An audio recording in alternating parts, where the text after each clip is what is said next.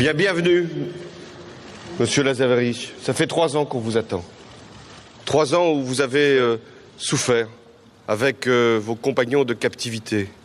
Je pense notamment à Philippe Verdon. 3 ans.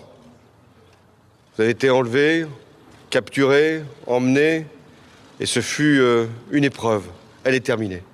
Vous êtes là, avec vos proches, votre famille, et vous êtes de retour.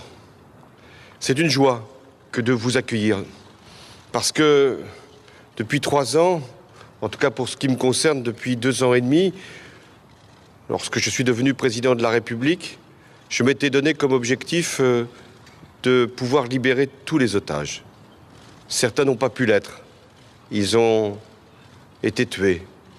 Ils sont morts. Et puis vous êtes là. Je veux dire aussi que c'est une joie pour le peuple français, parce qu'il n'y a plus aucun otage français dans aucun pays du monde, même si nous n'oublions pas tous les autres otages étrangers. Je veux remercier le président Issoufou, président du Niger, le président Keïta, président du Mali, parce que ce sont eux qui ont œuvré avec nos services pour que vous puissiez être là,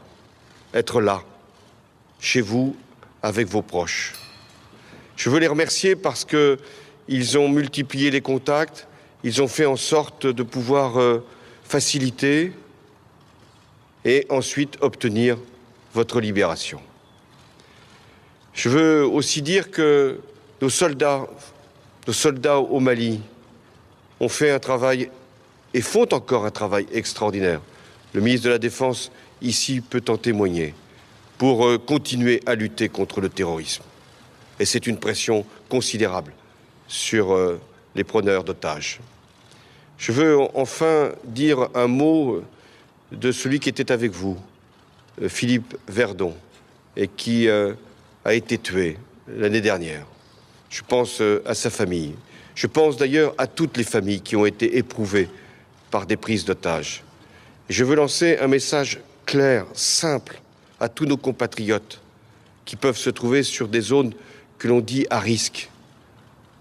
Faites en sorte de ne pas aller là où vous pouvez être enlevés. Nous sommes dans un monde dangereux. Il y a des régions où il ne doit pas être accepté d'aller en voyage. Ce sont des règles.